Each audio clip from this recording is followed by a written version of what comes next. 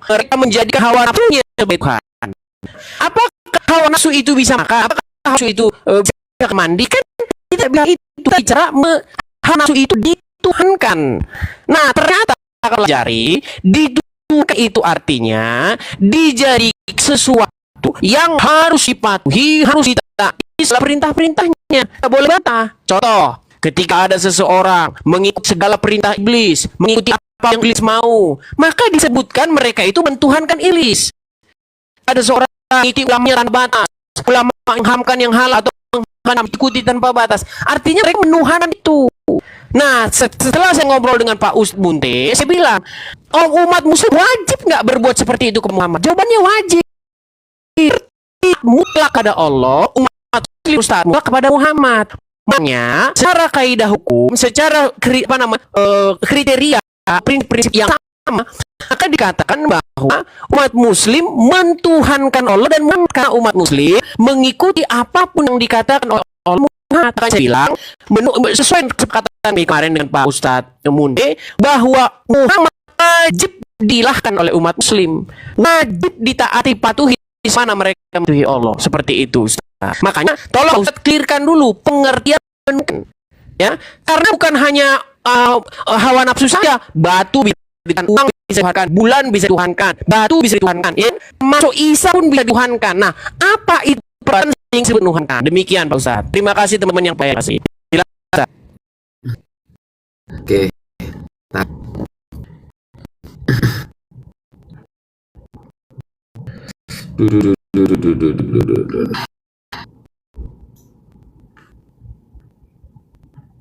Ayo.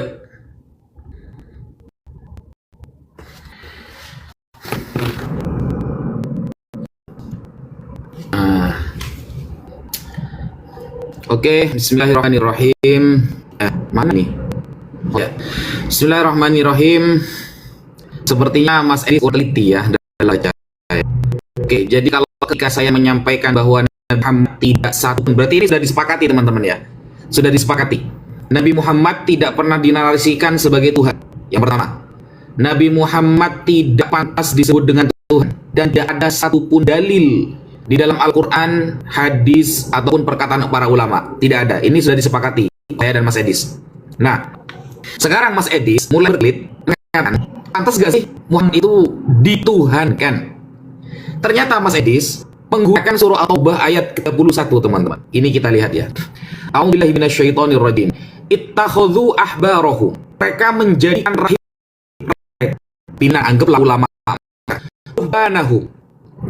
Rabi mereka arbaban sebagai Tuhan-Tuhan min dunillah, selain dari Allah.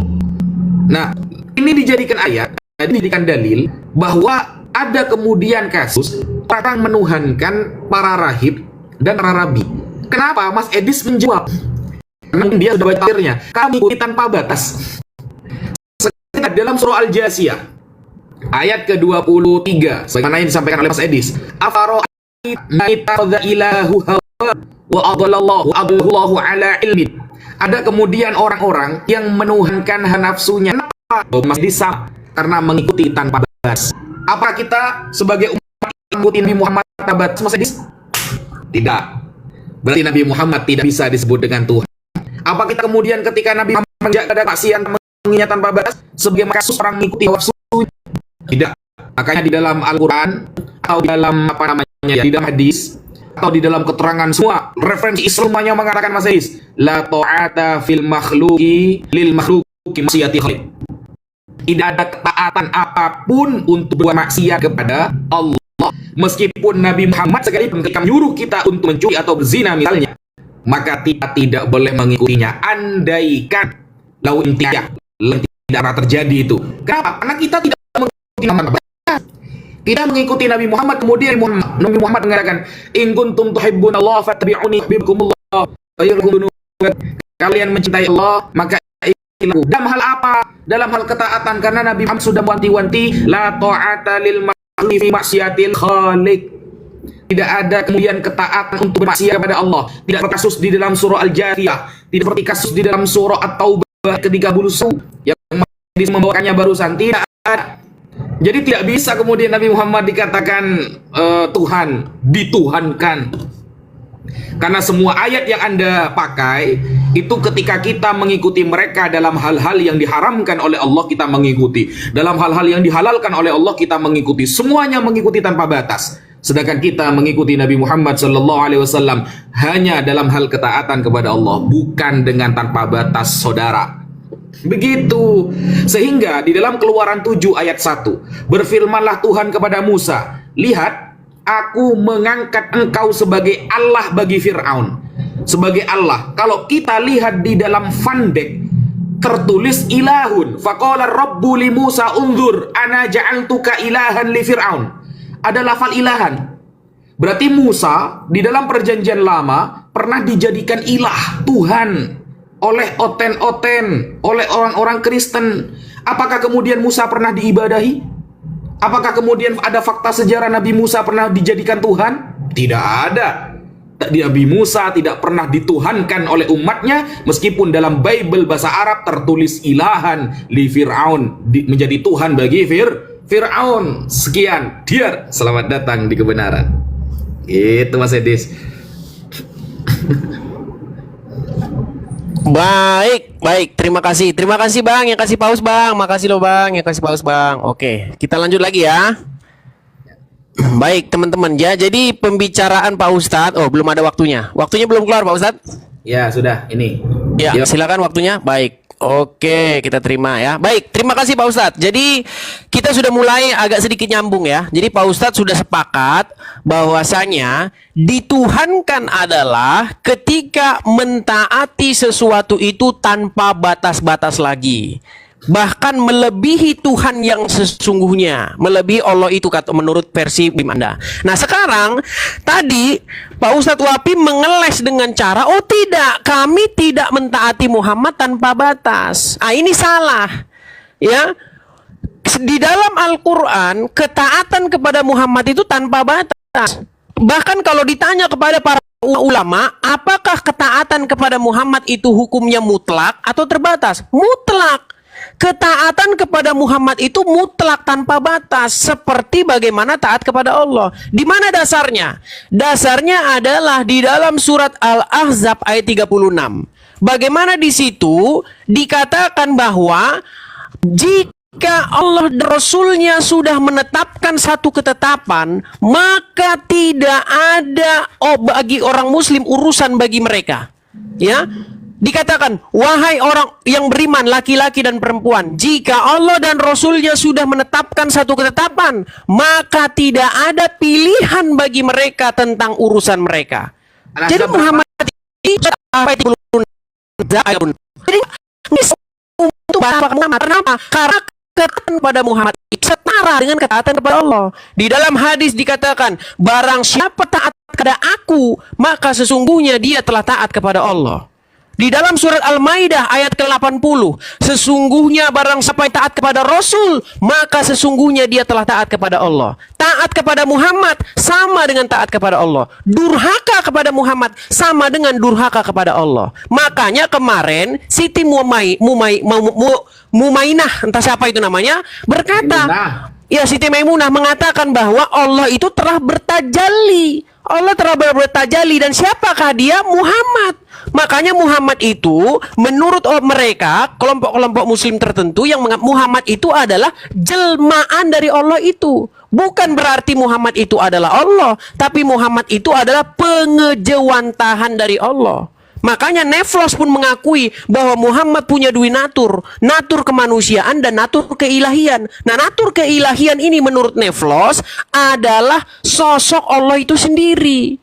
Makanya sebenarnya adalah apa yang dipercayai oleh Pak Ustadz, agama Pak Ustadz ini sebenarnya adalah suatu tiruan dari agama Kristen. Tapi sayang beribu sayang, yang dipercayai adalah Yesus palsu. Yang dipercayai adalah Mesias palsu, yaitu yang Anda sebut Muhammad sebagai nabi itu, Pak Ustadz. Nah, sekarang begini. Apakah betul bahwasanya umat muslim taat kepada Muhammad bahkan lebih daripada Allah. Saya kasih contoh. Di dalam surat Al-Ahzab ayat 70. Ya ayyuhallazina amanu, wahai orang-orang yang beriman, katakanlah perkataan yang benar. Ingat, Allah menyuruh umat muslim untuk mengatakan yang benar. Bahkan berbohong menurut Al-Quran adalah tanda-tanda orang-orang yang tidak beriman. Tetapi di dalam hadis Bukhari dikatakan bahwa umat muslim boleh berdusta di dalam 3 perkara. Tidak ada Al-Quran mengatakan, wa ya ayyuhallazina amanu, wahai orang-orang yang beriman, katakanlah perkataan yang benar, kecuali 3 perkara. Nggak ada. Tetapi ayat itu sekarang dirubah menjadi boleh berdusta dalam 3 perkara. Dan itu kalian mentaati Muhammad dalam hal melakukan keharaman yang diharamkan Allah. Dengan cara boleh berdusta sesuai dengan ajaran Muhammad di dalam hadis, boleh berdusta dalam 3 perkara. Kemudian yang kedua, darah di dalam Al-Quran secara jelas dikatakan bahwa darah itu tidak boleh dikonsumsi. Tidak boleh dikonsumsi.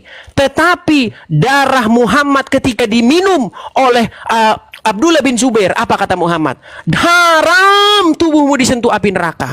Perbayangkan, Muhammad berkata kepada orang yang meminum darahnya, haram tubuhnya disentuh api neraka. Bukankah di sini Muhammad telah menghalalkan apa yang diharamkan Allah? Dan umat muslim berbondong-bondong mengikuti sesuatu yang diharamkan Allah itu karena diajarkan oleh Muhammad. Itu baru 2. Belum nanti saya beri contoh-contoh yang lain. Ya, bahkan di dalam Al-Quran memang Muhammad pernah di dalam surat At-Tahrim ayat yang pertama, ya ayuhan nabi, mengapa engkau mengharamkan apa yang dihalalkan Allah bagimu? Ditegur Muhammad. Tapi sayang umat muslim lebih memilih taat kepada Muhammad ketimbang taat kepada Allah. Demikian. Terima kasih Bang, terima kasih yang kasih support, terima kasih Bang ya, terima kasih. Silakan Pak Ustaz.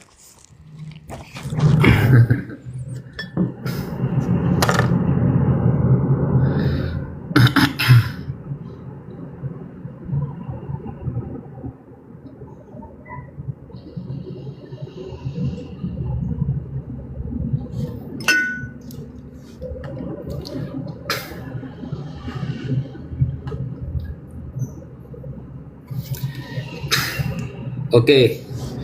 Bismillahirrahmanirrahim. Di sini Mas Edis menyampaikan syubhat tapi dijawab sendiri gitu loh.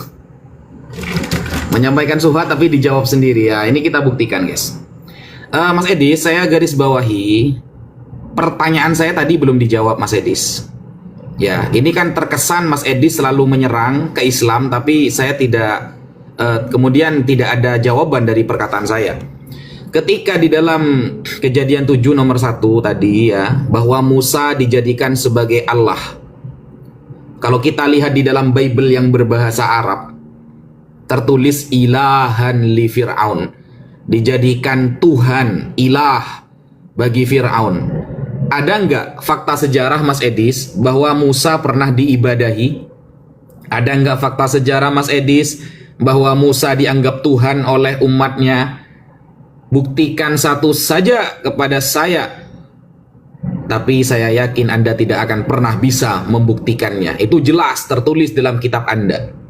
Nah, tadi Mas Edis membawa surah Al-Ahzab ayat ke-36. A'udzu billahi minasyaitonir rajim. Wa ma kana lil mu'minin wa la mu'minatin idza qadallahu wa rasuluhu إذا قضى الله ورسوله أمرا أن يكون لهم الخيرة. Ingat, ayat ini menyertakan 2 sosok. Yang pertama Allah, yang kedua Nabi Muhammad. Ketidaklah pantas bagi orang mukmin, laki-laki maupun perempuan, apabila Allah dan Rasulnya telah menetapkan suatu ketentuan, ada pilihan mereka tentang urusan mereka, ayyakuna lahumul khiyaratu min amrihim. Ini bukan mengikuti tanpa batas namanya, karena ada Allah di sini. Berarti kita mengikuti sesuatu yang sudah ditetapkan Allah, yang disampaikan oleh Nabi Muhammad. Ada Allah, 2 sosok loh di sini loh.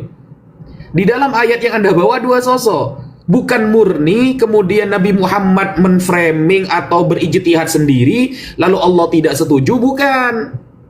Saya katakan dari awal, Mas Edis, la ta'ata lil makhluki fi maksiatil khaliq.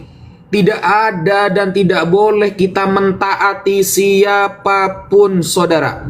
siapapun kalau dalam hal bermaksiat kepada Allah. Sebagaimana surah Al-Jathiyah, orang-orang mendewakan, menuhankan hawa nafsunya, sehingga perkara haram dari Allah mereka lakukan. Tidak seperti surah At-Taubah yang Anda sampaikan. Mereka menjadikan rahib-rahib, para pendeta, para rahib dijadikan sebagai Tuhan karena mereka mengikuti apa-apa yang telah diharamkan oleh Allah. Dan ayat ini ada Allahnya, Mas Edis. Dua sosok yang disebutkan. Berarti otomatis apa yang disampaikan oleh Allah disampaikan oleh Rasulullah. Nah, Mas Edis menjawab sendiri. Menjawab dengan ayat apa? Ini ya, surah At-Tahrim ayat pertama. Surah At-Tahrim. Ya ayyuhan nabiyyu lima tuharrimu ma ahallallahu lak tabtaghi mardata azwajik wallahu ghafurur rahim. Wahai Nabi Muhammad, mengapa engkau mengharamkan apa yang dihalalkan Allah bagimu? Ini justru teguran. Ya. Teguran ini berarti apa-apa yang kemudian diharamkan oleh Allah lalu dihalalkan oleh Nabi Muhammad, Allah akan menasehati Nabi Muhammad, menegur Nabi Muhammad untuk tidak melakukan itu, saudara.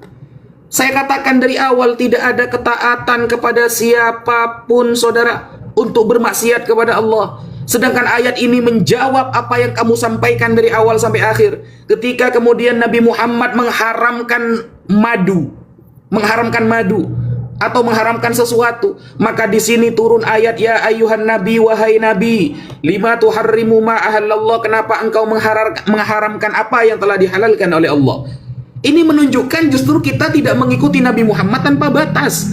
Kita mengikuti Nabi Muhammad sesuai real syariah. Kita mengikuti Nabi Muhammad sesuai ajaran yang diajarkan oleh Allah. Sehingga ketika Nabi Muhammad terpeleset karena beliau adalah manusia biasa, innama ana basyarum mithlukum yuha ilai, aku hanyalah seorang nabi, aku hanyalah seorang manusia biasa, hanya bedanya aku dapat wahyu. Ini menjadi jawaban atas pernyataan Anda dari awal, Mas Edi. Sekian, terima kasih.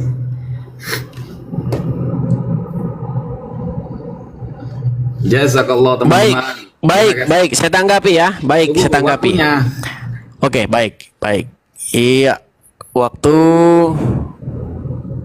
Ya, silakan diterima. Ya, terima kasih ya. Jadi kita sudah mulai sedikit nyambung, walaupun saya agak sedikit kecewa tadi. Pak Ustadz, surat At-Tahrim ayat yang pertama itu tidak membuktikan bahwa umat muslim tidak mentaati Muhammad tanpa batas. Justru itu membuktikan bahwa Muhammad pernah menghalalkan apa yang haram. Di situ kan dikatakan, mengapa engkau mengharamkan apa yang dihalalkan? Itu membuktikan bahwa Muhammad pernah menghalalkan apa yang diharamkan. Bukan membuktikan umat muslim mentaati Muhammad tanpa batas. Bagaimana logika kita ini? Coba logikanya di mana itu? Ya kan? Nah, sekarang masalahnya begini. Ternyata di dalam Al-Quran terbukti Muhammad pernah menghalalkan apa yang haram. Apa itu? Anda mempelintir bahwa itu soal madu. Nggak ada itu soal madu. Ya, yang diharamkan, yang dihalalkan Muhammad yang tadinya haram, apa misalnya? Darahnya Muhammad diminum oleh pengikutnya. Betul atau tidak? Tolong dijawab. Betul kan? Darahnya Muhammad itu diminum oleh Abdullah bin Zubair. Ketika darah Muhammad diminum, apa kata Muhammad? Haram tubuhmu disentuh api neraka. Bayangkan itu. Darah yang tadinya haram malah diminum. Dan ketika darahnya diminum, Muhammad tidak peduli dengan Al-Quran. Mana di situ Muhammad mengatakan, haram darah diminum? Gak ada. Dia malah mengatakan, haram tubuhmu disentuh api neraka. Yang demikian itulah cara bagaimana Muslim menjadikan Muhammad sebagai Tuhannya. Kemudian yang kedua, Muhammad lagi-lagi menghalalkan apa yang haram. Apa itu? Berdusta. Coba, di dalam Al-Quran, surat Al-Ahzab ayat 70. Ya ayyuhallazina amanu, wahai orang-orang yang beriman, katakanlah perkataan yang benar. Disuruh mengatakan yang benar. Tapi Muhammad membolehkan umat muslim untuk berdusta dalam 3 hal. Di dalam Sahih Bukhari tertulis. Umat muslim malah mengikuti itu. Dengan cara mengikuti Muhammad tanpa batas. Padahal di dalam Al-Quran Muhammad sudah ditegur. Mengapa engkau mengharamkan apa yang dihalalkan Allah? Ya kan? Nah, kemudian yang lain lagi, masalah yang lain lagi. Tadi Anda mengatakan, misalnya masalah Muhammad, yang dikatakan Muhammad itu adalah wahyu. Ya, wa ma yantiqu anil hawa in huwa illa wahyu yuha. Tidaklah apa yang diucapkannya itu berdasarkan kemauan hawa nafsunya, melainkan apa yang diwahyukan kepadanya. Lagi-lagi ayat ini membuktikan bahwa di sini apa yang Anda katakan ini berdusta. Kenapa? Bagaimana mungkin tidaklah yang diucapkan Muhammad itu kecuali wahyu, tetapi Allah menegur Muhammad atas apa yang keluar dari mulutnya. Dikatakan kepada Muhammad, mengapa engkau mengharamkan apa yang dihalalkan Allah bagimu? Coba, ketika Muhammad menghalalkan apa yang diharamkan Allah, dan dia hendak menyenangkan hati istri-istrinya, ya terucap itu. Saya ikutilah narasi Anda soal madu, walaupun di situ tidak ada soal madu, ya kan? Saya ikuti, nggak apa-apa. Narasi-narasi bohong seperti itu saya ikuti. Ya, di situ dikatakan terucap dari mulut Muhammad sesuatu yang sebenarnya haram tetapi dihalalkan. Yang sesuatu yang halal tetapi diharamkan. Berarti kan yang terucap dari mulut dia bukan wahyu. Karena itulah dia ditegur. Mengapa kau haramkan? Mengapa kau haramkan sesuatu yang halal? Padahal itu halal kok kau haramkan demi menyenangkan hati istri-istrimu. Padahal di dalam surat yang lain dikatakan tidaklah keluar dari mulut Muhammad kecuali wahyu. Bahkan ada seorang bernama Abdullah bin Amr hendak menulis segala sesuatu yang ditulis oleh Muhammad. Lalu orang-orang Quraisy mencegah Muhammad dengan kata-kata, mengapa kau tulis apa yang diucapkan Muhammad, sedangkan dia hanya manusia biasa. Dia terkadang berkata dalam keadaan senang, terkadang berkata dalam keadaan marah. Sambil menunjuk mulutnya dia berkata, demi Allah yang jiwaku berada dalam genggaman tangannya, tidak keluar darinya, sambil menunjuk mulut, kecuali kebenaran. Bayangkan, Muhammad mengatakan tidak pernah keluar dari mulut Muhammad kecuali kebenaran, tapi faktanya Muhammad ditegur atas apa yang keluar dari mulutnya. Hadis ini pasti membuktikan bahwa Muhammad seorang pendusta. Karena dia mengatakan tidak pernah keluar dari mulutnya kecuali kebenaran, tetapi Allah menegur Muhammad atas apa yang keluar dari lisannya. Di dalam surat At-Tahrim ayat yang pertama tadi. Nah, kemudian masalah Musa yang diangkat jadi Allah. Sayang waktunya sudah habis. Ini nanti kita bahas, saya janji akan saya jawab di sesi berikutnya. Jadi intinya yang saya katakan adalah bahwa Muhammad sudah dibuat oleh umat muslim menjadi ilah di samping Allah. Demikian. Oke.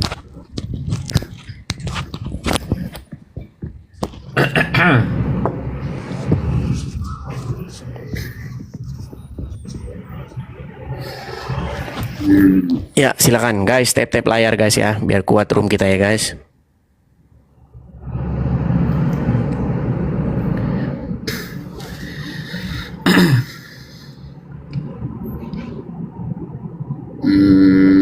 Mana ini? Udah muncul?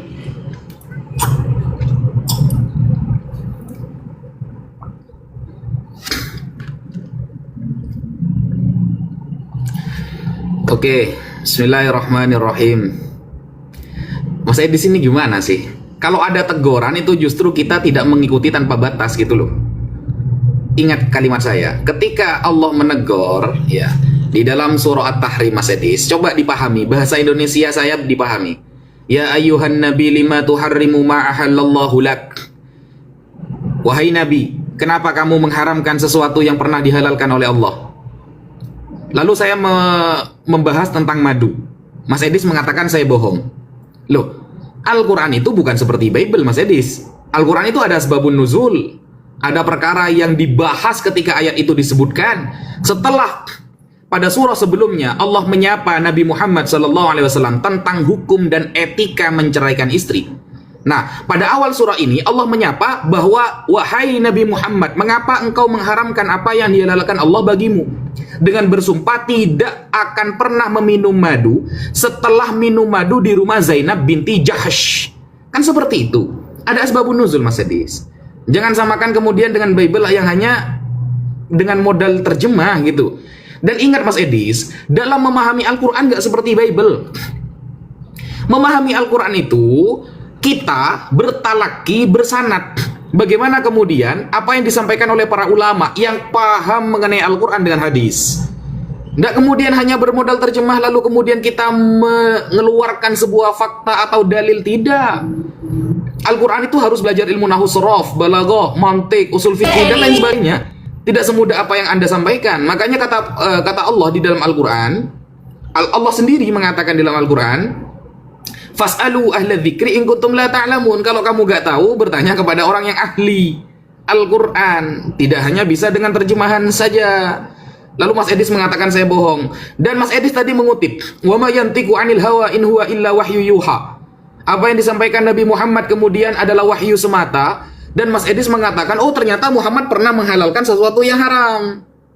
Ingat Mas Edis, bahwa Al-Imam An-Nawawi di dalam kitab Al-Majmu' menyampaikan maksud dari wa ma yantiqu 'anil hawa in huwa illa wahyu yuha itu berkaitan dengan syariat. Ketika berkaitan dengan syariat, Nabi Muhammad posisinya ma'sum, terjaga dari dosa. Sesuai dengan ayat surah Al-Fathu ayat 2, liyaghfirallaka Allahu ma taqaddama min dzambika wa ma ta'akhkhar wa yutimma ni'matahu 'alaika wa yahdiyaka siratal mustaqima. Allah akan menuntun siratal mustaqima ketika Nabi Muhammad melakukan tergelinciran, kekhilafan, akan siratal mustaqima wa yahdi. Allah akan menuntun kepada yang benar. Muhammad, ini salah, yang benar begini. Itu maksudnya maksum. Dijaga oleh Allah ketika melakukan kesalahan, Allah jaga. Sama seperti kasus Nabi Yusuf ketika berhadapan dengan Zulaikha, apa? Laula ar-ra'a burhana rabbi kadzalika linasrifa anhu su'a wal fahsya. Ketika Nabi Yusuf mau melakukan perzinahan dengan Zulaikha, Allah memberikan teguran, Allah memberikan burhan, Allah memberikan pertolongan sehingga tidak jatuh kepada kemaksiatan. Maka ketika Nabi Muhammad menghalalkan sesuatu yang haram, contohnya sesuai dengan surah At-Tahrim ayat pertama, umat siapa yang ikut Nabi Muhammad dalam hal itu? Umat siapa yang mengikuti perkataan Nabi Muhammad ketika mengharamkan perkara yang halal sesuai surah At-Tahrim ayat pertama? Siapa? Umat siapa yang ikut? Ini langsung ditegur oleh Allah. Itulah maksud maksum, terjaga dari dosa, Mas Edis. Ketika melakukan kesalahan akan ada teguran dari Allah, sehingga kita tidak pernah mengikuti Nabi Muhammad dalam hal bermaksiat kepada Allah. Itu maksudnya. Lalu bagaimana kemudian dengan kasus ada sahabat minum darah seumpama? Mas Edis, kalau ada di Bible, jangan dibawa ke Al-Quran. Di Bible pun orang-orang yang khusus, ingat ya, di Bible pun ada kekhususan bagi para nabi. Banyak orang Kristen mengatakan bahwa para nabi berpoligami, tapi sebagai umat Kristen katanya tidak boleh berpoligami karena alasannya Daud itu raja lah, karena alasannya Nabi Ibrahim itu diridhoi oleh Allah lah. Itu namanya kekhususan. Musa ketika dikatakan ilah di dalam Kejadian 7 nomor 1, apakah kemudian Musa dituhankan oleh orang-orang? Ada nggak fakta sejarah orang menuhankan Musa? Tidak. Itu adalah kekhususan yang Allah berikan kepada Musa bahwa dia akan berhadapan dengan Fir'aun. Lalu apakah kata ilahan ini kemudian dimaksudkan bahwa Musa adalah Tuhan? Atau dia pantas dituhankan? Tidak. Hal itu ada di Bible, Anda bawa ke Al-Quran, blunder Anda, Mas Edis. Sekian, terima kasih.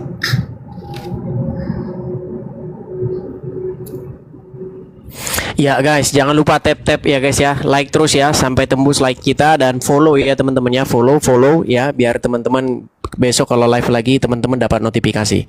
Oke, tanding ulang waktunya. Ya, silakan diterima. Baik, terima kasih Pak Ustadz ya. Jadi lagi-lagi saya harus terangkan lagi Ustadz, kita harus berpikir secara logis ya Pak Ustadz ya. Jadi teguran kepada Muhammad bahwa dia mengharamkan apa yang tadinya halal itu bukan menjadi bukti bahwasanya umat muslim mentaati Muhammad dengan secara terbatas. Tidak. Itu membuktikan bahwa Muhammad bersalah. Gimana sih? Kalau Muhammad ditegur artinya bukti bahwa dia melakukan kesalahan. Bukan bukti bahwa umat muslim mentaati Muhammad dalam hal-hal tertentu, enggak. Gitu loh. Kecuali betul-betul umat muslim tidak mematuhi Muhammad ketika Muhammad memerintahkan sesuatu yang diharamkan Allah. Coba kasih contoh. Coba Muhammad memerintahkan sesuatu yang itu diharamkan oleh Allah, lalu umat muslim menolak perintah Muhammad. Tidak pernah ada. Tidak pernah ada cerita itu. Selalu saja umat muslim mengikuti Muhammad secara membabi buta. Ya, apa buktinya? Darah Muhammad diminum loh Pak Ustadz. Padahal dalam Al-Quran darah itu tidak boleh dikonsumsi. Ketika darah Muhammad diminum, malah kata Muhammad, haram tubuhmu disentuh api neraka. Ini salah satu bukti bahwasanya Muhammad menghalalkan yang diharamkan Allah dan umat muslim mengikuti. Makanya saya bilang umat muslim mengikuti Muhammad tanpa batas, menjadikan Muhammad itu sebagai ilah, sebagaimana yang dimaksud dalam surat Al-Jathiyah, bahwa mereka mengikuti hawa nafsunya sehingga disebut menjadikan hawa nafsunya sebagai ilah. Mereka taat tanpa batas. Nah, sebenarnya yang menggelincirkan umat muslim ini bukan Muhammad sebenarnya. Yang menggelincirkan kalian adalah para pengarang-pengarang buku. Contohnya apa? Yang barusan Anda katakan. Anda sudah didoktrin ini Pak Ustadz. Didoktrin sedemikian rupa sehingga memahami Al-Quran harus sesuai dengan pengikut para ulama. Padahal tidak ada di dalam Al-Quran itu. Dalam surat Al-Quran malah dikatakan, jikalau kamu ragu-ragu tentang apa yang kami wahyukan kepada kamu, maka tanyakanlah orang yang membaca kitab sebelum kamu. Disuruh nanya orang yang membaca kitab sebelum Al-Quran. Bukan malah mengikuti para ulama. Tidak ada. Di mana dalilnya suruh ngikutin ulama A, ngikutin ulama B yang mereka saling bertengkar, mereka saling berbeda pendapat. Makanya dikatakan oleh Muhammad, umatku akan terpecah menjadi 73 golongan dan hanya satu golongan yang akan selamat.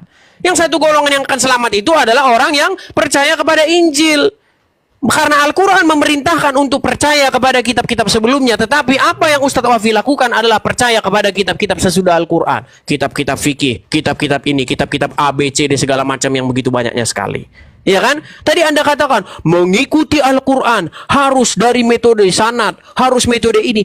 Itu adalah karangan-karangan kalian sendiri, karangan-karangan ulama kalian sendiri, sehingga ulama-ulama punya otoritas untuk menakuti umat. Hei, kamu kalau nggak memahami Al-Quran sesuai dengan pandangan saya kafir. Kamu kalau nggak memahami Al-Quran sesuai dengan mazhab saya kafir. Nggak ada dalam Al-Quran. Pahamilah Al-Quran sesuai dengan mazhab Syafi'i, mazhab Hambali. Nggak ada. Yang ada adalah suruh memahami Al-Quran sesuai dengan apa yang dibaca oleh orang-orang sebelumnya. Jika kamu ragu-ragu tentang apa yang kami wahyukan kepada kamu, tanyalah orang-orang yang membaca kitab sebelummu. Disuruh nanya kepada orang yang membaca kitab sebelumnya Pak Ustadz. Yang dilakukan umat muslim sekarang apa? Mereka malah mentaati buku-buku yang sesudah Al-Quran, yang dikarang-karang oleh ini, karang oleh itu, karang oleh ini. Itu sekarang. Makanya saya katakan, kalian sudah mentuhankan para ulama kalian dengan cara begitu mentaatinya tanpa batas. Dengan cara mentaati mereka sekalipun isinya bertentangan dengan Al-Quran. Apa contohnya? Minum darah Muhammad, diminum. Boleh berdusta, padahal Al-Quran tidak membolehkan berdusta. Dan banyak hal lagi. Coba berikan saya satu contoh di mana Muhammad memerintahkan sesuatu, kemudian umat muslim menolak perintah itu karena itu bertentangan dengan perintah Allah. Nggak ada, nggak pernah ada. Adapun Muhammad pernah memberikan saran, misalnya ketika perang Khandaq, ya, Muhammad berkata, kita harus masuk kampung. Oh jangan. Lalu dikasih saran, kita bikin parit. Gitu cara kita. Itu bukan perintah-perintah ini. Ya, coba dalam hal perintah iman pernah nggak Muhammad itu ditolak perintahnya? Nggak ada. Bahkan Anda sudah berani mengatakan bahwa Muhammad berbuat salah dalam hal di luar syariat. Artinya apa yang diucapkan Muhammad itu tidak keluar dari mulutku kecuali kebenaran. Anda nafikan. Di sini Anda sudah mengatakan bahwa Muhammad seorang pendosa. Silakan, Pak Ustadz. Tap-tap layar ya guys, tap-tap layar, like guys, dan follow ya guys ya, biar cepat Ya, walaupun lus nggak apa-apa. Silakan, Pak Ustadz. Meskipun lulus.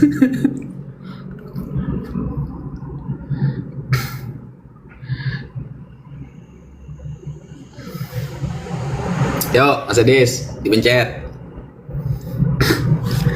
Ya, bismillahirrahmanirrahim. Kita umat Islam sudah terdoktrin, kata Mas Edis, untuk mengikuti para ulama. Padahal yang menyuruh itu Allah.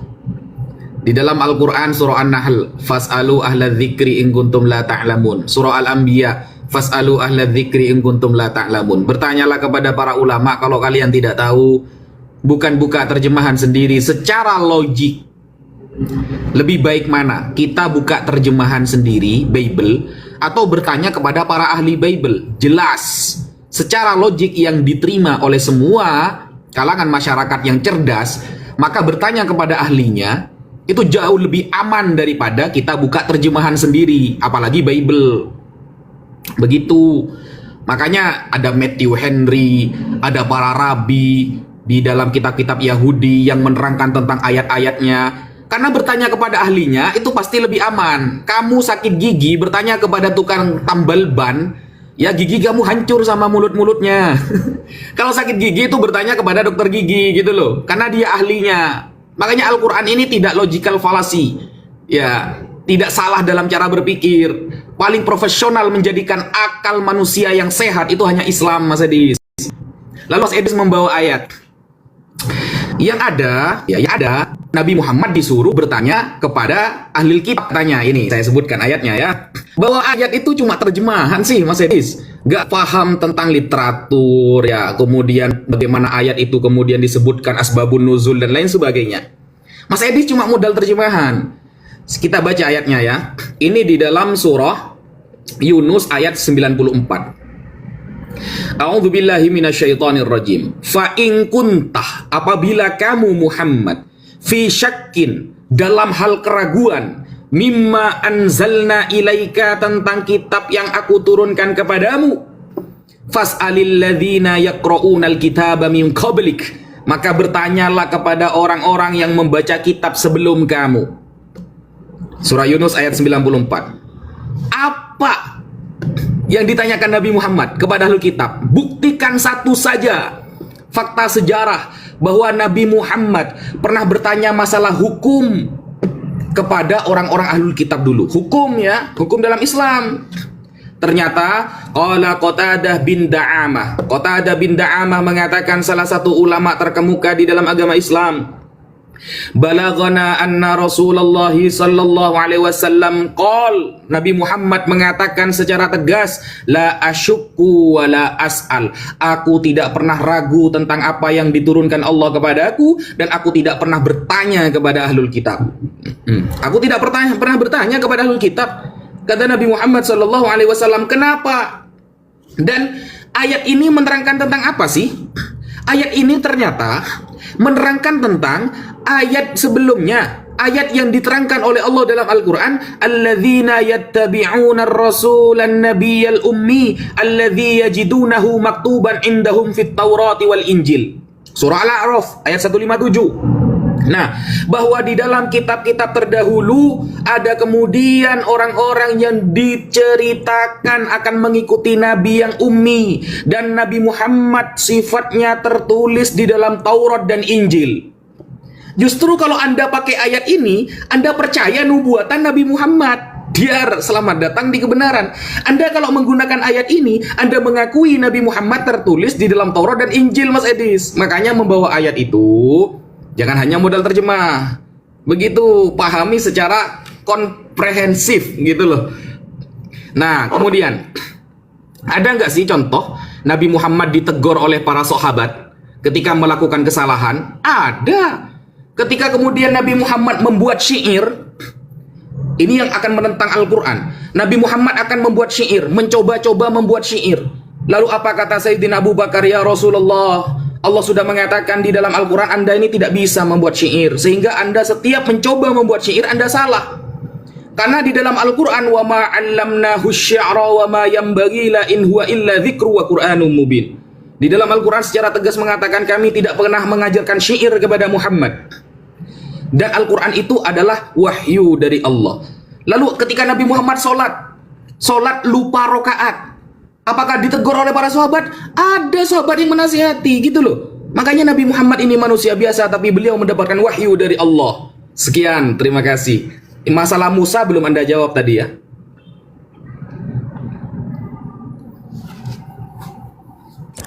Oke, baik, terima kasih. Ya, teman-teman jangan lupa teman-teman ya follow supaya kalian tidak ketinggalan live besok selanjutnya ya teman-teman ya. Follow dan follow. Oke. Baik ya. Saya tanggapi satu persatu Pak Ustadz ya. Saya tanggapi satu persatu. Ini memang intelijensi yang jauh berbeda ini mengakibatkan kita sering salah paham ya. Tadi ketika Muhammad lupa sholat, itu bukan perintah loh. Muhammad kan lupa sholat lalu diingatkan. Ya kan, makanya diulang lagi, kan begitu narasinya. Yang saya katakan adalah ketika Muhammad menetapkan sesuatu, memerintahkan sesuatu, pernahkah ada umat yang membantahnya? Karena menurut surat Al-Ahzab ayat 36 tadi, jikalau Allah dan Rasulnya sudah menetapkan satu ketetapan, maka tidak ada pilihan lain bagi orang muslim itu selain daripada mentaatinya. Mereka tidak punya urusan. Tadi Anda katakan, itu dalam hal syariat. Loh, kalau Anda lihat asbabul nuzulnya, bagaimana di situ Zainab menolak dilamar oleh Muhammad supaya dia menikah kepada Zaid anak angkatnya. Zainab berkata, wahai Rasulullah, kenapa saya dinikahkan dengan dia budak, sedangkan status saya tinggi? Maka turunlah ayat itu. Ya, tidak pantas bagi seorang laki-laki maupun perempuan muslim kalau Allah dan Rasulnya sudah menetapkan satu ketetapan, maka ada urusan bagi mereka tentang urusan mereka. Nggak bisa, nggak ada pilihan bagi mereka tentang urusan mereka. Makanya saya bilang ketaatan sama Muhammad itu mutlak tanpa batas, seperti ketaatannya kepada Allah. Ya kan? Di dalam Al-Quran dikatakan, kalau sudah dipanggil, yang meninggal, siapakah yang lebih kalian cintai dari ayah-ayah kalian, ibu-ibu kalian, ya, dari harta kalian? Siapa? Hanya Allah dan Rasulnya. Harus Allah dan Rasulnya itu selalu melekat. Makanya di dinding-dinding masjid selalu Allah dan Muhammad, Allah dan Muhammad. Kemudian saya tanggapi lagi satu lagi. Nah, tadi perkataan Anda yang menyesatkan adalah ini di dalam surat di dalam surat Al-Anbiya ayat yang ke-7. Ya, kami tidak mengutus rasul-rasul sebelum kamu. Ini perkataannya kepada Muhammad. Kami tidak mengutus rasul-rasul sebelum kamu, melainkan beberapa orang laki-laki, dan kami beri wahyu kepada mereka. Maka tanyakanlah olehmu kepada orang-orang yang berilmu.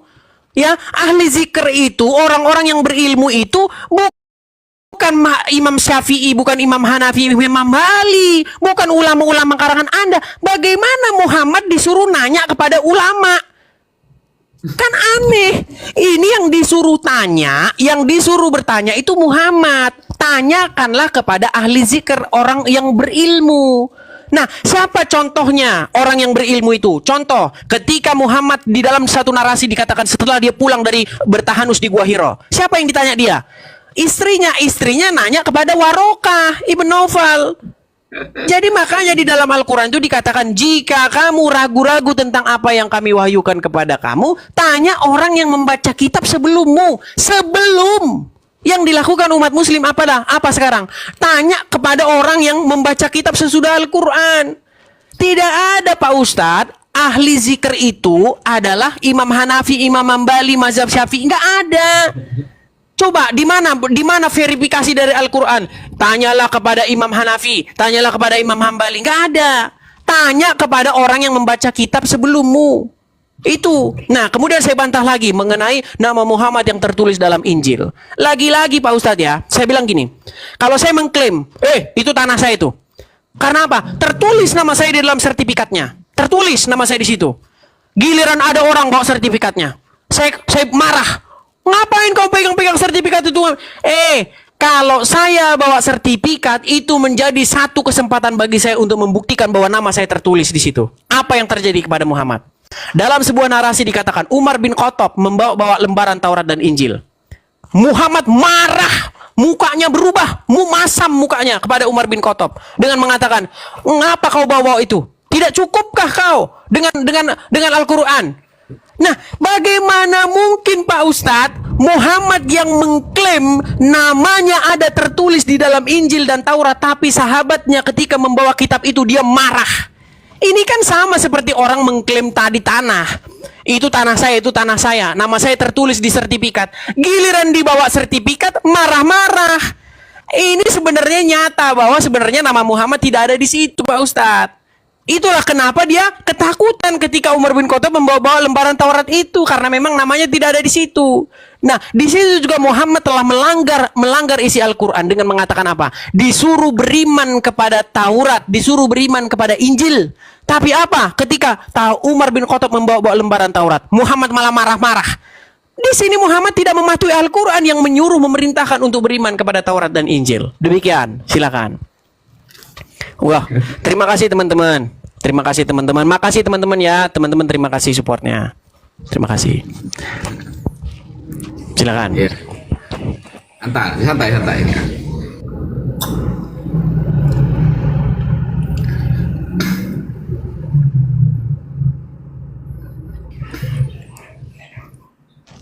Ya, follow guys ya. Oke, Bismillahirrahmanirrahim.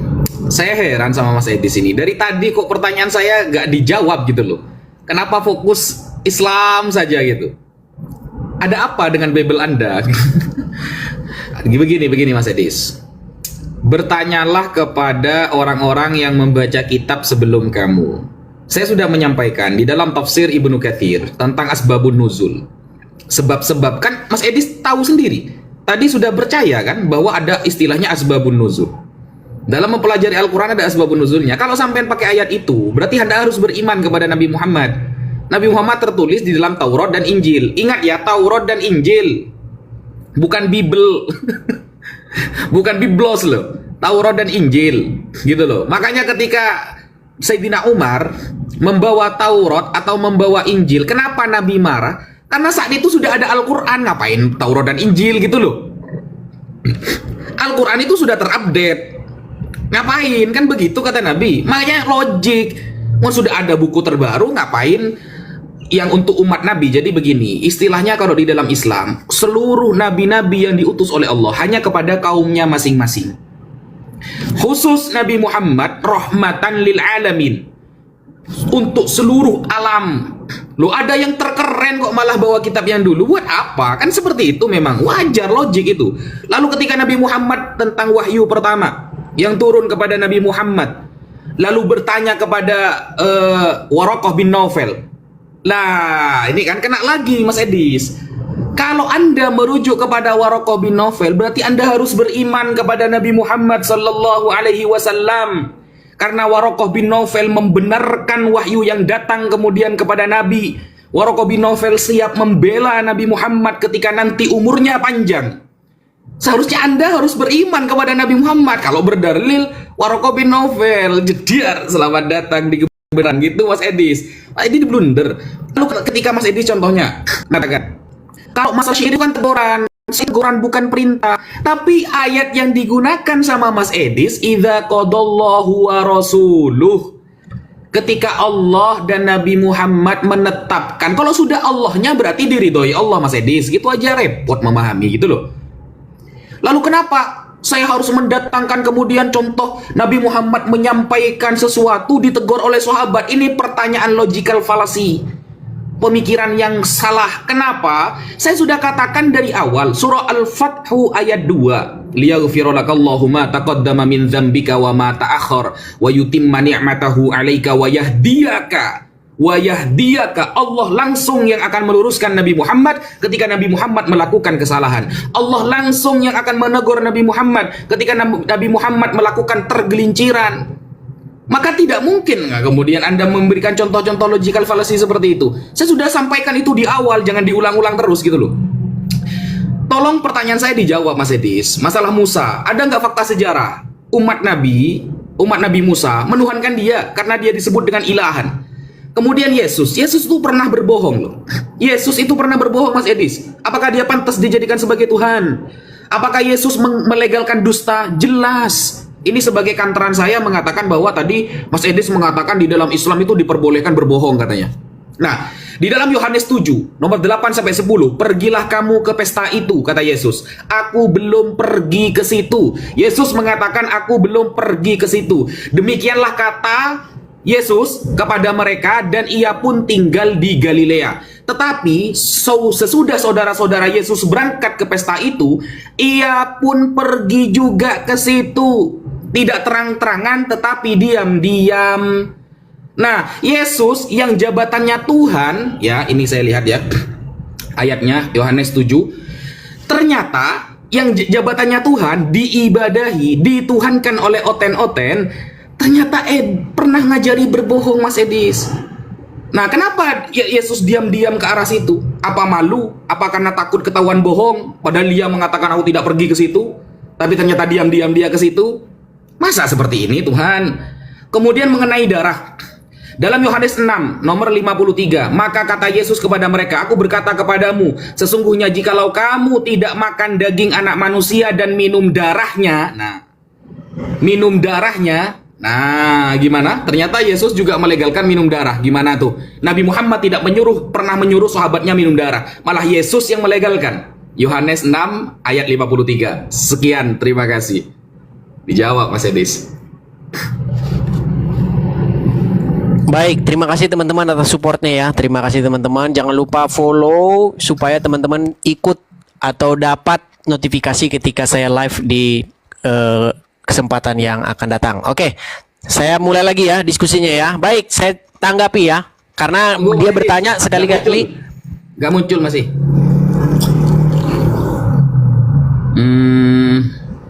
Belum. Aduh, kok kunang-kunang ini? Kenapa ini?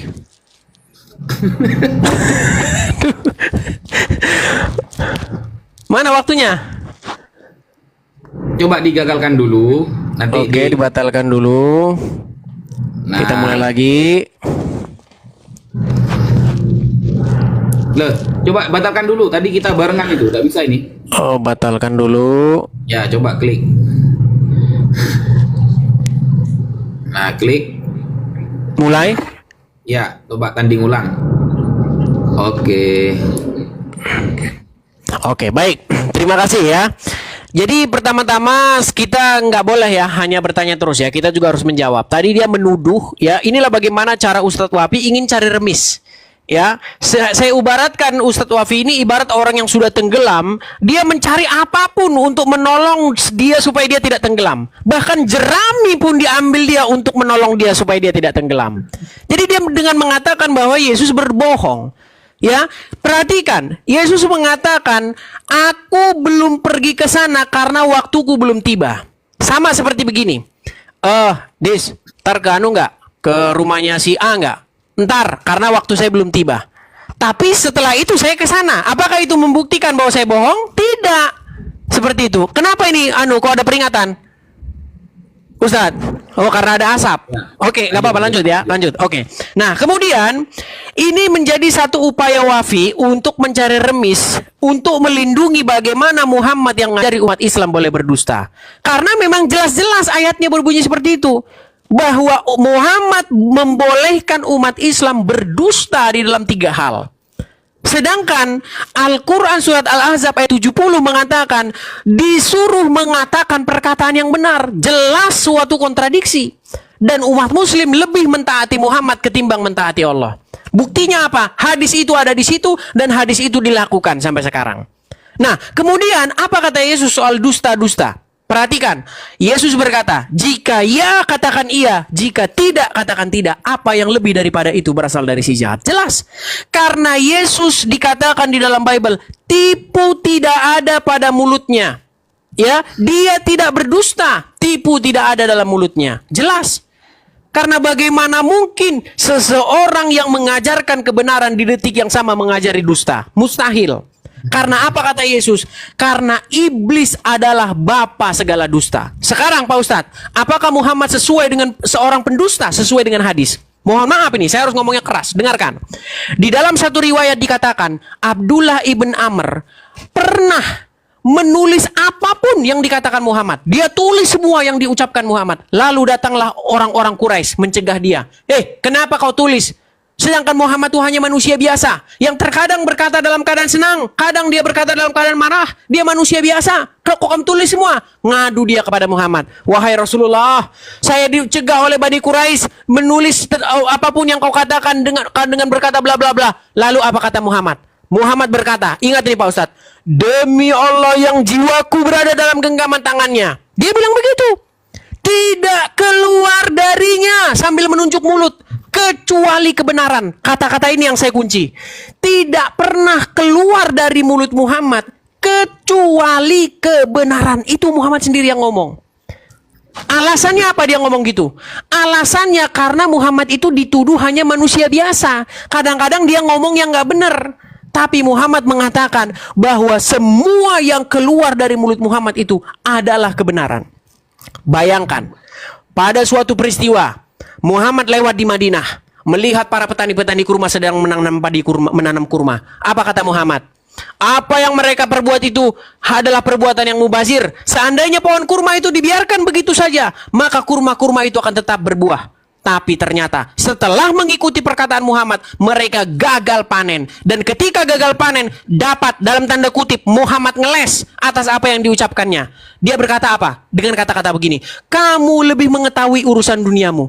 Loh, mengapa Muhammad mengomentari sesuatu yang tidak diketahuinya? Bukankah Al-Quran mengatakan, janganlah kamu mengatakan sesuatu yang kamu tidak memiliki pengetahuan tentangnya. Al-Quran mengatakan, jangan kamu mengucapkan sesuatu yang kamu tidak punya pengetahuan tentangnya. Tapi Muhammad melanggar ayat itu dengan cara mengatakan sesuatu yang dia tidak memiliki pengetahuan tentangnya. Dia berkata kepada para petani kurma, apa yang kalian perbuat itu adalah sia-sia. Setelah dituruti oleh petani kurma itu, mereka gagal panen. Dan ketika gagal panen, Muhammad ngeles dalam tanda kutip dengan mengatakan, kamu lebih mengetahui urusan duniamu. Jelas, jelas sekali. Apa yang keluar dari mulut Muhammad tidak keluar darinya kecuali kebenaran. Dibantah dengan peristiwa-peristiwa bagaimana Muhammad salah, bagaimana Muhammad ditegur. Ternyata keluar dari mulut Muhammad kesalahan. Itu tanda bahwa, mohon maaf, Nabi Anda seorang, mohon maaf, saya nggak bisa ucapkan. Begitu Pak Ustadz. Ya, tetapi apa kata Yesus? Iblis adalah bapa segala dusta. Jelas Pak Ustadz. Bagaimana mungkin mentaati Muhammad sama dengan mentaati Allah, tapi taat sama Muhammad jadi gagal panen? Bisa-bisa Anda kena prank nanti Pak Ustadz. Terima kasih, silakan. Terima kasih teman-teman supportnya. Terima kasih. Ya. Oke. Tunggu dulu. Ya, diklik Mas Edis.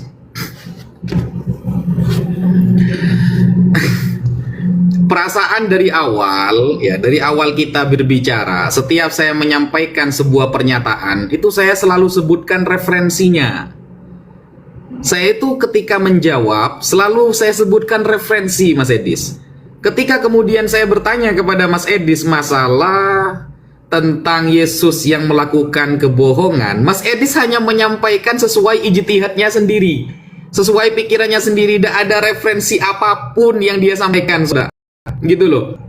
Jadi, saya kadang heran, ini apakah perbedaan antara teolog asli dengan teolog-teolog kan gitu. Tidak satu pun tidak ada referensi dari Mas Edis, ya cuma pikiran sendiri gitu ya. Enak banget, padahal saya menyampaikan referensi ini ya, saya jawab dengan referensi lagi. Masalah Nabi Muhammad yang mengajari petani yang sedang menanam kurma ya, itu disebutkan di dalam hadis sahih riwayat Imam Muslim. Kemudian Nabi mengajari cara bertani itu dan ternyata gagal panen nih. Al-Imam An-Nawawi, ini saya ada referensinya Mas Adis gitu loh.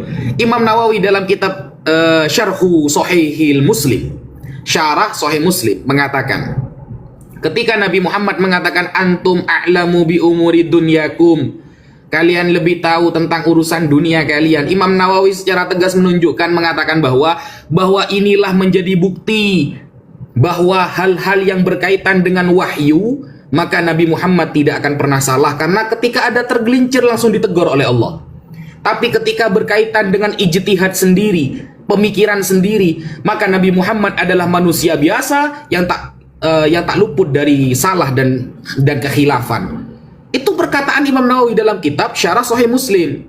Ketika Nabi Muhammad punya pemikiran sendiri sebagai kemanusiaannya, wajar Nabi Muhammad khilaf. Tapi dalam hal wahyu, kata Imam Nawawi, maka tidak mungkin dia salah karena langsung ada teguran dari Allah. Referensinya jelas saya Mas Edis.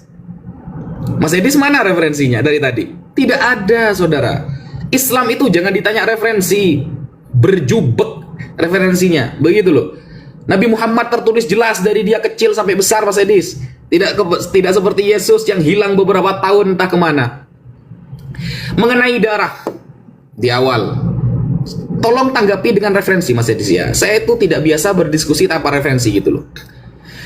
Ya, berbohong. Sebelum saya darah, saya bahas berbohong dulu. Ingat, di dalam Al-Quran, berkatalah perkataan yang benar. Ya, benar, kalimatnya benar. Lalu Mas Edis membawakan hadis atau sebuah riwayat yang seolah-olah Islam membolehkan berbohong. Kalau kita tanya kepada orang Kristen, kita tanya kepada seluruh orang Kristen, apakah kejujuran Yudas memberitahukan tempat Yesus itu adalah sebuah kebenaran? Tidak. Ternyata jujur pun disalahkan oleh orang Kristen. Ketika Yudas menjual Yesus dengan harga 30 dirham dan Yesus bersembunyi, tidak diketahui oleh orang Romawi siapa nih yang namanya Yesus. Ternyata kejujuran Yudas disalahkan oleh orang Kristen, saudara. Yesus dijual 30 dirham gara-gara Yudas. Yesus disalib di tiang salib, Tuhan disalib oleh orang Romawi. Kita tanya kepada orang Kristen seluruh dunia, apakah Yudas melakukan kebenaran? Satu pun orang Kristen akan mengatakan Yudas melakukan kesalahan karena dia jujur memberitahukan Yesus kepada orang-orang Romawi. Ternyata Kristen juga melegalkan kebohongan. Gitu loh. Makanya kata Al-Quran, berkatalah yang benar. Contoh. Ini logik ya, logik sekali. Kita punya sahabat, dia orang baik. Kemudian dia ngumpet di rumah kita karena ada orang jahat yang mau membunuh dia. Lalu orang jahat itu bertanya kepada kita, ada di mana si A? Apakah kita jujur kemudian mengatakan ngumpet di rumah saya? Jujur, itu goblok namanya. Makanya Islam itu untuk lil maslahah, menyelamatkan nyawa manusia. Maka kita wajib berbohong untuk menyelamatkan orang. Wajib berbohong. Maksudnya bukan berbohong kemudian dalam hal keburukan, tidak. Menyelamatkan, ada maslahat. Dan ternyata kasus Yudas dibenarkan kebohongannya oleh orang Kristen karena kejujurannya itu disalahkan. Seharusnya Yudas jangan menjual Yesus 30 dirham, jangan mengasih tahu kepada orang-orang Romawi. Kan gimana sih? Logik, perkara logik seperti itu Mas Edis tidak paham gitu loh. Tolong jawab pertanyaan saya dengan referensi gitu loh. Baik, terima kasih ya teman-teman. Jangan lupa ya di follow supaya teman-teman bisa dapat notifikasi ketika saya live di live yang mendatang. Oke, saya terima lagi matchnya. Ya silakan diterima. Ya baik, terima kasih ya. Jadi Pak Ustadz mengatakan referensi. Jadi begini Pak Ustadz, referensi kami adalah Bible. Jadi yang tertulis di dalam Bible itu yang saya katakan. Itulah hebatnya orang Kristen. Ketika berbicara tentang iman, referensinya satu buku, yaitu Bible. Tidak seperti kalian. Kalau kalian tidak pernah mencukupi diri kalian dengan Al-Quran.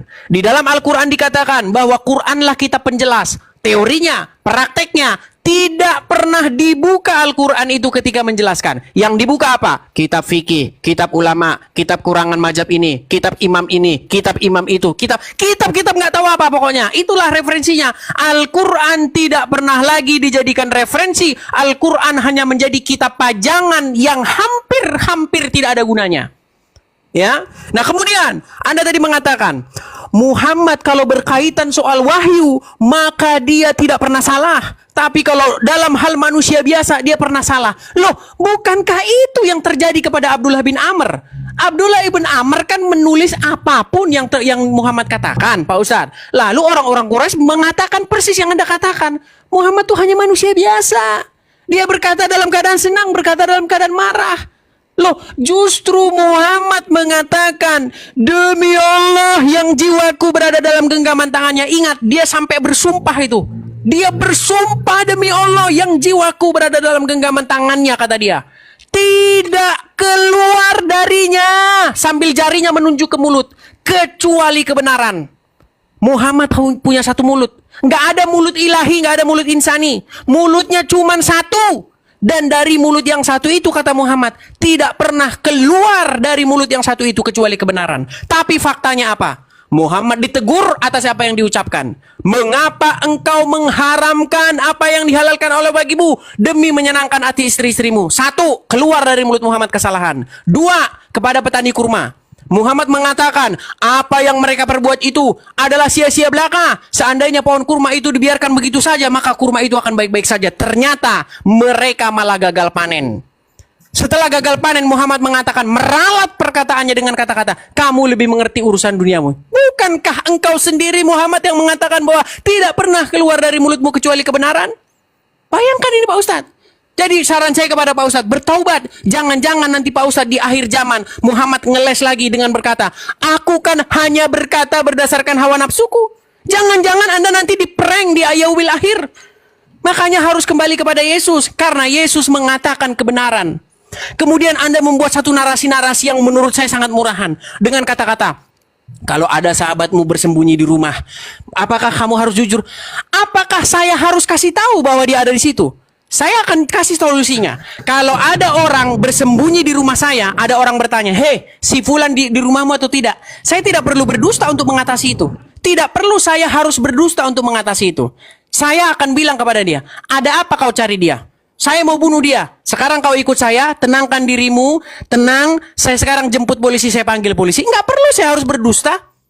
Tidak memberitahu si Fulan ada di rumah saya bukan berarti itu berdusta. Lain kalau berdusta itu caranya begini, si Fulan ada di sana, padahal si Fulan di rumah saya. Itu namanya dusta.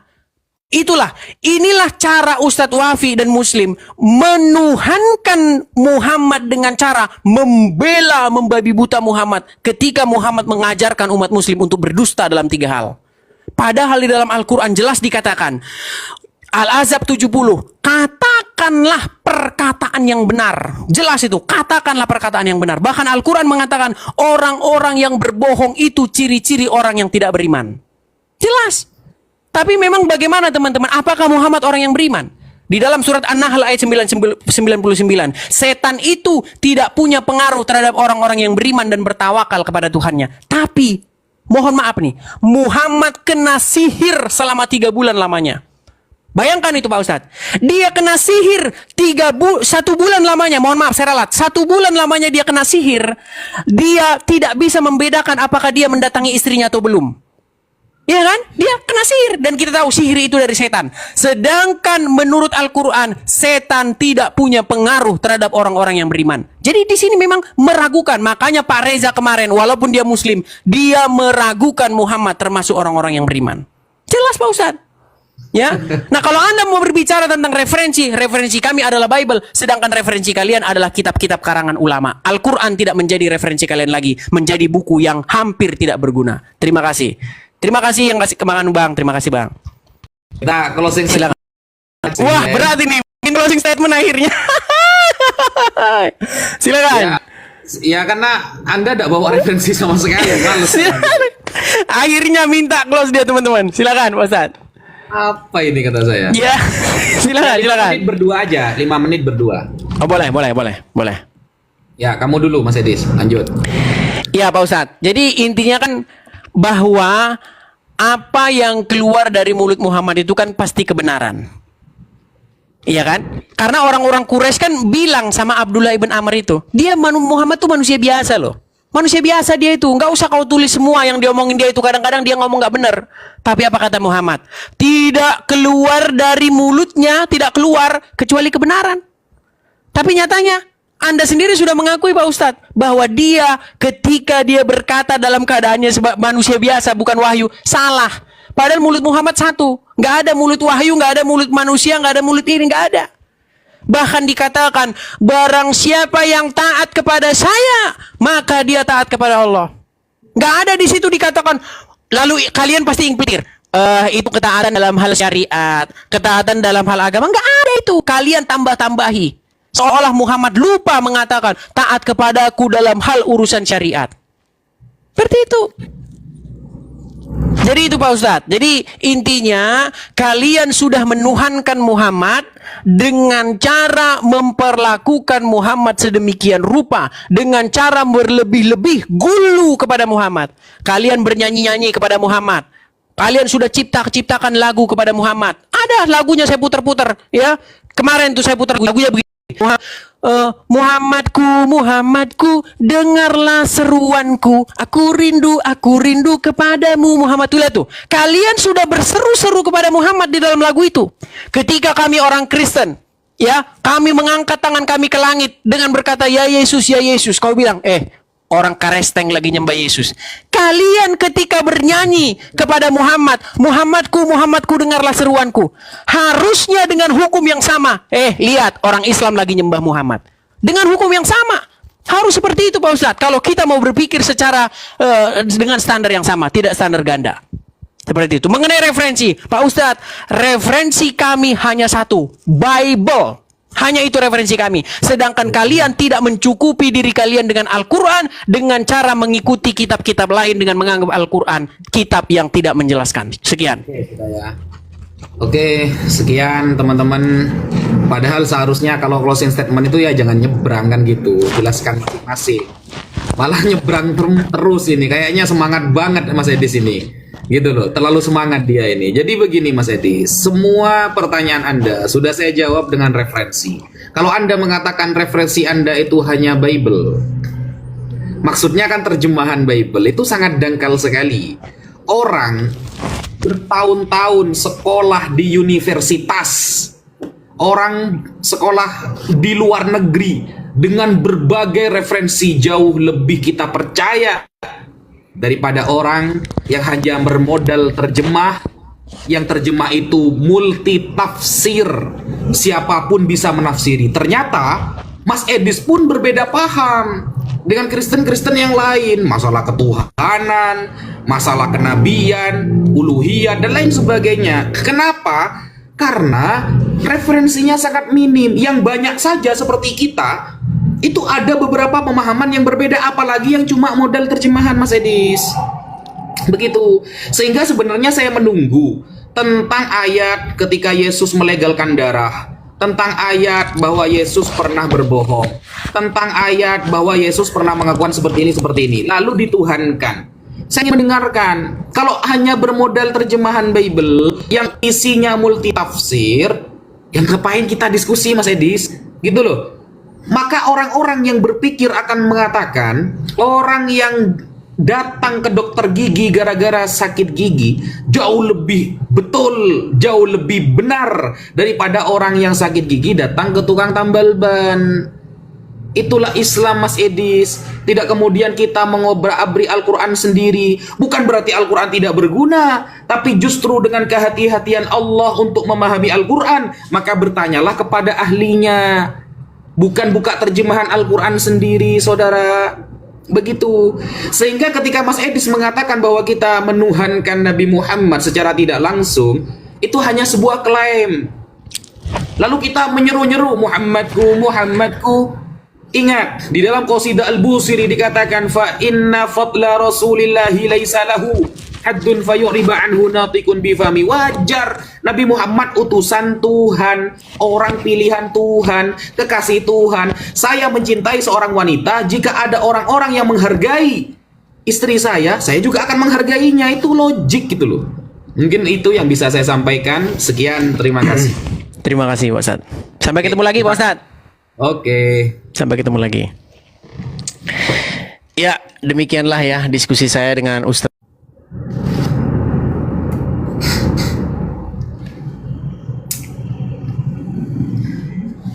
Nggak ada referensi sama sekali guys. Cuap-cuap aja. Ditanyain nggak jawab. Gimana orang ini?